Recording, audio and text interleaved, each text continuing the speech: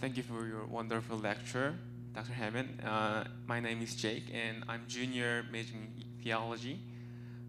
제 질문은 그 웨슬리가 이제 선교를 하고 자신의 신학을 하는 데 있어서 초기 기독교 우선주의와 같이 이제 실천적인 측면을 강조했었는데 박사님께서 생각하시기에 웨슬리에게 실천이란 어떤 의미라고 생각하시는지 궁금합니다.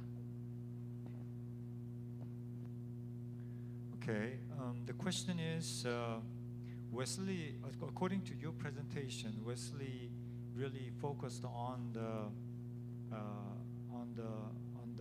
early primitive Christianity in his missions and also in his theology, and he is wondering to know what practice would mean to John Wesley. It's a little symbolic question. Thinking of early church practices that he engaged in. Yeah, I think this connected to generally to his methodical spiritual disciplines, and so the life of prayer was very important. The communal spiritual life was very important, and so the gathering together of small group religious societies to encourage one another in the faith. So those are some of the key practices. He also, as I indicated, tended to want to literally implement the liturgy of the early church for communion, for example, that he read in baptism in the earliest church documents.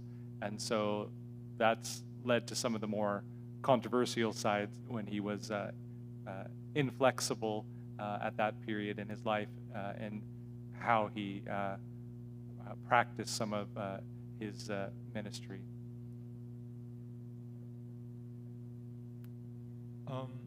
해몬드 박사님의 말씀은 웨슬리에게 있어서는 이러한 실천들이 너무 중요했던 것 같다. 그래서 그가 어렸을 때부터 받아온 경건주의적인 그런 훈련, 그런 방법론적으로 아주 구체적인 그런 훈련들이 있었고, 그리고 그 자신이 이제 기도 생활이라든지 공동체 생활이라든지 그다음에 소그룹으로 모여서 활동하면서 서로 격려하고 이러한 훈련, 이와 같은 실천들이 굉장히 중요했고, 또 아까 얘기 나온 것처럼 초대교회에서 했던 것들을 그대로 하려고 하는 노력, 초대교회가 실천했던 예전들, 세례 방식, 이런 것들을 엄격하게 그대로 이제 실천하려고 재현하려고 노력했다.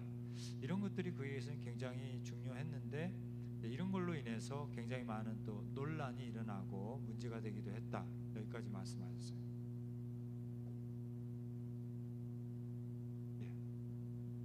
예, 승원 씨. 예.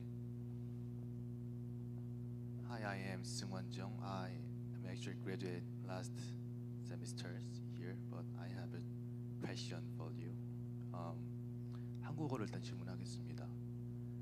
늘 궁금했던 건데요. 올드스케이트의 어떤 그 회심의 사건을 봤을 때 컨버전으로 보는, 또 콜린스 박사님도 이제 회심으로 이제 많이 보셨는데, 오늘 박사님의 그 강의를 듣고 조지아 선교에 대해서 성공적인 측면을 보게 되니까 이게 어쩌면 어서렌스로도 봐야 되는 어떤 좀 더 신앙의 확신으로 보는 그 흐름으로부터 봐야 되겠구나 생각이 들었습니다.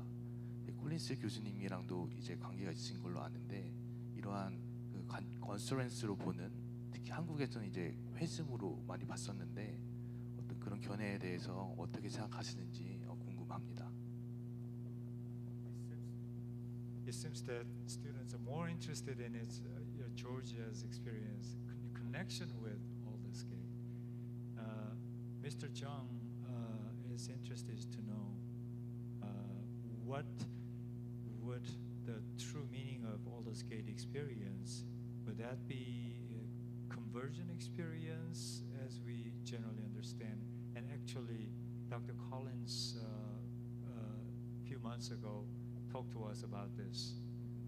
Or, according to your lecture today, it seems that Aldous Gate was also an event where when he acquired this assurance.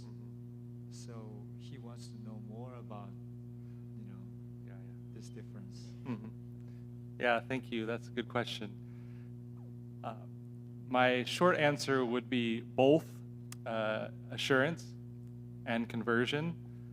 I mentioned in terms of conversion,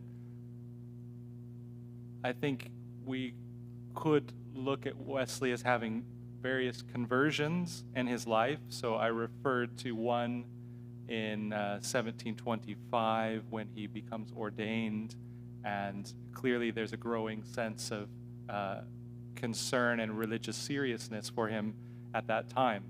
So I think, to me, a helpful way of talking about Aldersgate is of it as his evangelical conversion experience.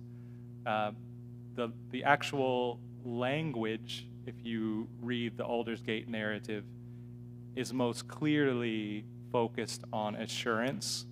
So I think that part is clear, that it's his experience of assurance of salvation. But I also interpret it as a conversion experience as well. Not necessarily his only conversion experience. 수 있을 것 같다 이렇게 말씀을 주셨고요. 그래서 한편으로는 분명히 확신이라고 하는 언어들을 쓰고 있기 때문에 그 일기장에서 확신의 사건, 구원의 확신, 어시오런스의 사건이다 이렇게 볼 수 있고, 그렇지만은 또 복음적 회심으로 봐야 할 것 같다 이렇게 말씀하셨어요. 그래서 이벤젤칼 컨버전으로 봐야 될 것 같다. 그리고 그 사건 속에서 성령님께서 그에게 힘 주시고 그의 사역에 힘을 주시는 그런 사건으로 이해한다 이렇게 말씀하셨고, 이제 한 가지 재미있는 것은 회심 컨버전이라고 할 때 웨슬리의 생애에서 한 번만 있었던 것은 아니라고 할 수 있고, 예를 들면 1725년 안수 받을 때, 목사 안수를 받을 때 그때에도 어떤 신앙적인 새로운 어떤 헌신과 그런 계기들이 있었기 때문에 이제 그의 일생을 통해서 여러분의 어떤 회심이라고 할 만한 사건들을 볼 수 있는데, 그러나 올더스게이트는 역시 복음적인 회심이라고 부를 수 있다 이렇게 말씀을 하셨습니다. 한 분 정도 더 좀 이렇게 모시기가 쉽지 않은 분이니까 여러분들 뭐라도 좋으니까 좀 질문하시면 좋을 것 같아요. 아니면 코멘트도 좋고. 네, 시간이 많이 가서 짧게 질문 드리도록 하겠습니다. 오늘 강연 감사드리고요. 쭉 질문이 나왔고 답변을 해주셨지만 여전히 제가 궁금한 것은 그 배에서 모라비안들을 만났을 때 구원의 확신이 무엇인지 다시 한번 구체적으로 설명이 필요하다고 생각합니다. 왜냐하면 그것이 구원의 확신이라는 말을 쓰셨기 때문에 웨슬리가 그 구원의 확신 없이 고교의 사역을 계속해 왔다는 의미로 받아들일 수 있기 때문에 그런 질문을 드리는 것이고, 그리고 한 가지만 죄송한데 질문 더 드리면 그 여성 사역, 조지아에서 여성 사역이 그 웨슬리에게 어떤 것을 의미했고 조금 더 구체적으로 좀 하나 두 개 정도 설명해 주시면 감사드리겠습니다. Yeah, Dr. Kim asks two questions. The first one is whether John Wesley did not have this assurance of salvation during his ministry in Georgia, because here and there you mentioned that he felt that he didn't have that assurance needed. And the second question is, what would be then the meaning of the women's ministry towards the women in Georgia? So can you he's interested in knowing more about his ministry, with the women. Yes, I think Wesley indicates that he's lacking assurance of salvation, at least a full sense of assurance of salvation that he receives at Aldersgate. So yes, I would say that he was lacking at least a full assurance of salvation during his time in Georgia. In terms of ministry to and with women, one of the key ways in which this is evident in his ministry in Georgia is through the small group religious societies that were established. Women were quite prominent as members. Some of the groups met in different homes in Savannah.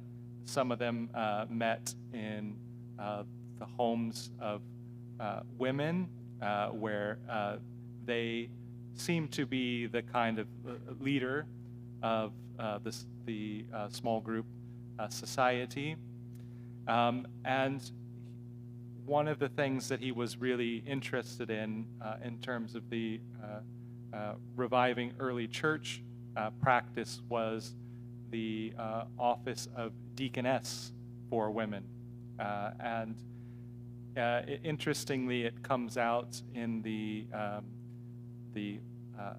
documents for the court case against Wesley that Wesley was calling women deaconesses, and it seems that there were Sophia Williamson and one or two others that he was particularly kind of mentoring in this kind of deaconess ministry role, and so he was really trying to revive the importance of the ministry of women inspired by early church example.